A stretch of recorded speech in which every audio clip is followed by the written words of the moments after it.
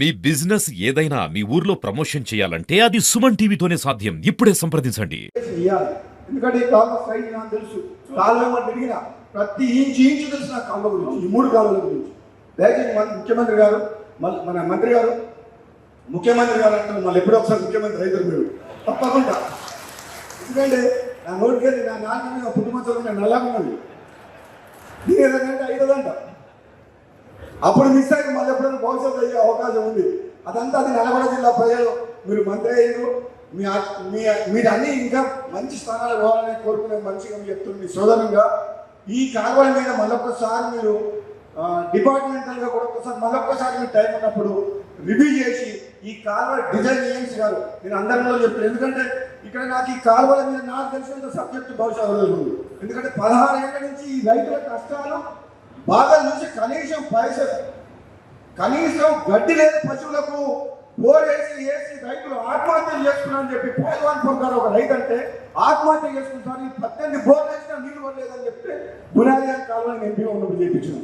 కాబట్టి ఇది ఎంతో మానవతా దృక్పథంతో మీరు ఇంకా కొంచెం డీటెయిల్ ప్రాజెక్ట్ రిపోర్ట్ మళ్ళీ కొంచెం వ్యాస్ట్గా చేయాలని చెప్పి కోరుకుంటూ ఈ అవకాశం వచ్చినందుకు మంత్రి గారికి ధన్యవాదాలు తెలియజేస్తున్నాను. Thank you. ఇప్పుడు ముఖ్యమంత్రి రేవంత్ రెడ్డి గారి ఆలోచన మేరకు హైదరాబాద్లో కూడా మూసీ నది ప్రక్షాళన చేయాలి. మూసీ నదిలో ఒక వాటర్ సోర్స్ కూడా అదనంగా క్రియేట్ చేయాలి. ఉన్నదానికంటే ఇంకా నీళ్లు పెంచాలి మూసీలో అనేది ముఖ్యమంత్రి గారి ఆలోచన. ఆ ఆలోచనతో సహా మీ ఆలోచన మేరకు ఈ కాలువలకి నేను మంజూరు చేస్తాను, మీకు హామీ ఇస్తున్నా. ఒకటే విషయంలో మీ అందరూ జాగ్రత్తగా ఉండాలి. ప్రజాప్రతినిధుల మీద బాధ్యత ఎక్కువ. ఏంటంటే ల్యాండ్ అక్విజిషన్లో మీరు కొంత ఒక కోఆర్డినేటర్ పాత్ర పోషించాలి. ఓకే, మనం రైతులు నొప్పియాలి తప్పనిసరిగా. రైట్ పెద్ద మనిషి, సరే ఈ 3 కాలువలు పూర్తి చేస్తాను. అదేవిధంగా అసలు కరెక్ట్ చేస్తే మీరు ల్యాండ్ అక్విజిషన్ కరెక్ట్ చేస్తే సంవత్సరం లోపల పనిపోవాలి. Okay, next. సరే వద్దమ్మా, మీ తర్వాత మాట్లాడండి. ఇప్పుడు ఎవరైనా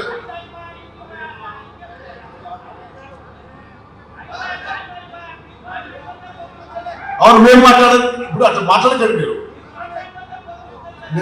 మాట్లాడండి. సరే, ఎనివే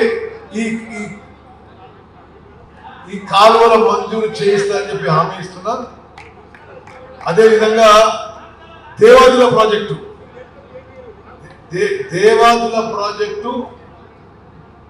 ఈరోజు ఉదయం పొంగులేటి శ్రీనివాసరెడ్డి గారు, సీతక్క గారు, నేను సందర్శించి అన్ని విషయాలు పరిశీలించినము, గమనించినము, అలా కొంత రివ్యూ చేసినాము. నేను ఎందుకు దేవాదుల గురించి ప్రత్యేకంగా చెప్తున్నానంటే భువనగిరి పార్లమెంట్లో కూడా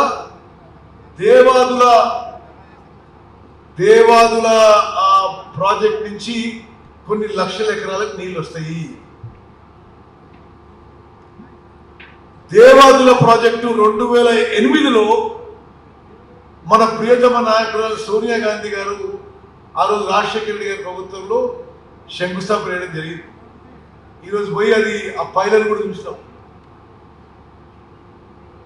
అక్కడ మాట ఇచ్చి వచ్చినాము, దేవాదుల ప్రాజెక్ట్కి హై ప్రయారిటీ ప్రాజెక్టుగా 2 ఏళ్లలో పూర్తి చేస్తామని, మళ్ళీ సోనియా గాంధీ గారితోనే పూర్తి ప్రాజెక్టు ప్రారంభిస్తామని చెప్పి కూడా ఈరోజు అక్కడ దేవాదుల ప్రాజెక్ట్ దగ్గర మాట్లాడచ్చు. మీకు ఎందుకు ఇక్కడ మెన్షన్ చేస్తున్నానంటే మీకు సంబంధించిన విషయం. భువనగిరి పార్లమెంట్లో చాలా చోట్ల దేవాదుల ప్రాజెక్టు ద్వారా నీళ్ళు వస్తున్నాయి. అదేవిధంగా మరి ఎమ్మెల్సీ తీర్మానం మల్లన్న గారు ఈరోజు, గతంలో శాసన మండలి చైర్మన్ సుఖేందర్ రెడ్డి గారు, మీ శాసనసభ్యులు గంధమల్ల రిజర్వాయర్ గురించి అనేక మార్లు నాతో ప్రస్తావించారు. తప్పనిసరిగా గంధమల్ల రిజర్వాయర్కి 1.41 TMCతో గంధమల్ల రిజర్వాయర్ మంజూరు చేస్తాము, పనులు మొదలు పెడతామని చెప్పి కూడా నేను మీకు పాటిస్తున్నాను. అయితే గతానికంటే ఎందుకు దానికి సామర్థ్యం తగ్గిస్తున్నామంటే కాళేశ్వరం ప్రాజెక్టుపై కొంత గత ప్రభుత్వ నిర్వాహకం వల్ల ఒక అయోమయ అనిశ్చిత పరిస్థితి ఏర్పడింది. ఇది నేనేమి రాజకీయ విమర్శ కూడా చేయడం లేదు, కానీ 1,00,000 కోట్లు ఖర్చు పెట్టిన వాళ్ళు వాళ్ళ హయాంలోనే మేడిగడ్డ బ్యారేజ్ కూలిపోవడం ఇది స్వతంత్ర భారతదేశంలోనే కాదు ప్రపంచంలోనే అత్యంత దుఃఖమైన విషయం ఇరిగేషన్ శాఖలో. అది ఎందుకు మీరు ఈ విషయం మీకు చెప్తున్నానంటే, ఇప్పుడు మల్లన సాగర్కి నీళ్ళు వస్తాయి, మల్లన సాగర్ ఈ కాలం నీళ్ళు వస్తుంది, అదో బస్సాపూర్ వస్తుంది అని మీరు మాట్లాడుతున్నారే.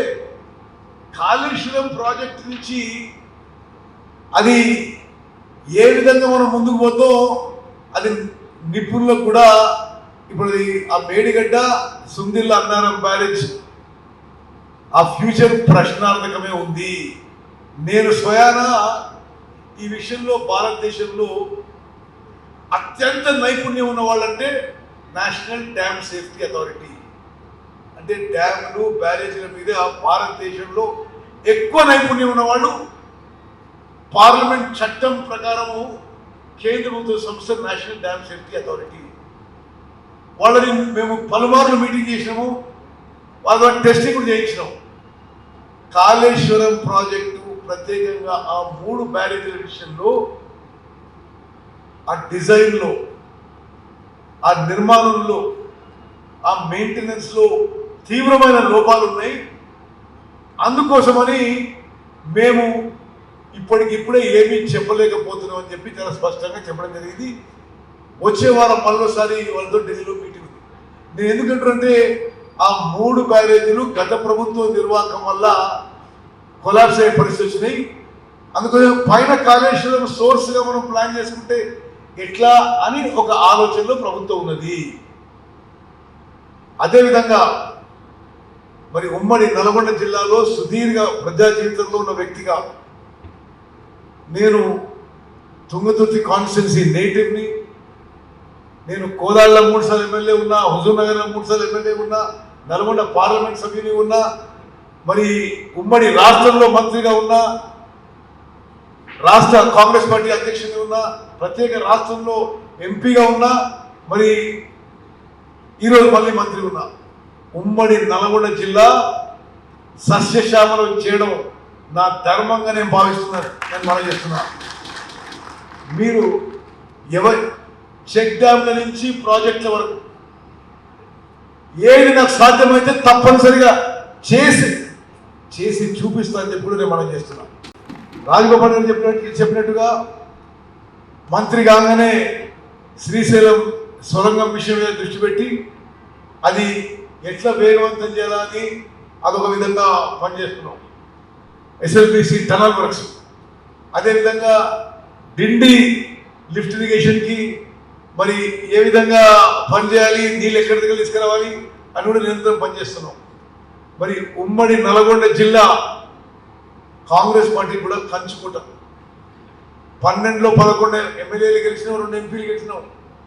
ఇక్కడున్న కాంగ్రెస్ కార్యకర్తల చెమట, రక్తం, శ్రమ, త్యాగం వల్లనే ఈరోజు తెలంగాణలో కాంగ్రెస్ ప్రభుత్వం వచ్చేది మనం చెప్తున్నాం. తప్పనిసరిగా మీరు అడిగే విషయాల్లో, నా పరిధిలో ఉన్న విషయాల్లో తప్పనిసరిగా చేసి పెడతా అని చెప్పి కూడా మీకు మాటిస్తున్నా. లిఫ్ట్ ఇరిగేషన్ కానీ, చెక్ డ్యాములు కానీ, మరి ఇప్పుడు నా ప్రియ మిత్రుడు మందుల శామ్యుల్ గారు మరి సుదీర్ఘ ఉపన్యాసంలో చాలా విషయాలు చెప్పిండు. తప్పనిసరిగా అది నేను చేస్తా అని చెప్పి కూడా మాటిస్తూ, ఎమ్మెల్యేలకు నేను ఏం రిక్వెస్ట్ చేస్తున్నా అంటే, మీరు జస్ట్ క్విక్గా సబ్జెక్ట్ మీద నా కాన్స్టిట్యున్సీకి ఇది కావాలి అని అడగండి. ఇక్కడ నా ఎంబడి అధికారులు నోట్ చేసుకుంటారు. మీరు అడిగినవన్నీ చేసే ప్రయత్నం చేస్తాం. కొన్ని సాంకేతికంగా సాధ్యం కాకపోవచ్చు, కొంత ఆర్థికంగా సాధ్యం కావచ్చు, కానీ మీరు చెప్పిన విషయాలు మీ ఉత్తమన్న మంజూరు చేసి నిర్మించే ప్రయత్నానికి సర్వశక్తులు ఇస్తుందని చెప్పి నేను మాటిస్తూ ముగిస్తున్నాను.